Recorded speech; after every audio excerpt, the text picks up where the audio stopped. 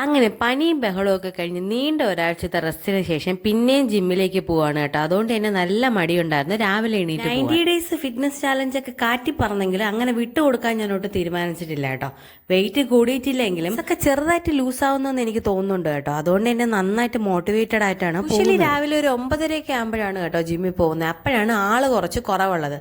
പക്ഷെ ആ സമയം നോക്കി ഇപ്പൊ സ്ഥിരമായിട്ട് കറണ്ട് ഇല്ല. അതുകൊണ്ട് എന്താ AC ഇല്ലാത്തതുകൊണ്ട് ഭയങ്കര ചൂടാണ്. നല്ല മ്യൂസിക് ഉണ്ടെങ്കിൽ വർക്കൗട്ട് ചെയ്യാൻ ഒരു മൂഡ് വരത്തുള്ളൂ അല്ലേ. കറണ്ട് ഇല്ലാത്തതുകൊണ്ട് മ്യൂസിക്കും ഇല്ല. ഇന്ന് തൊട്ട് വേണം എനിക്ക് ബ്ലൂടൂത്ത് സ്പീക്കറും കൊണ്ട് 3.5 കൊല്ലം കൊണ്ട് തുടങ്ങിയ ഞങ്ങളെ റോഡ് പണി അവസാനത്തെ മിനുക്കുപണിയായ പോസ്റ്റ് മാറ്റില്ല കേട്ടോ.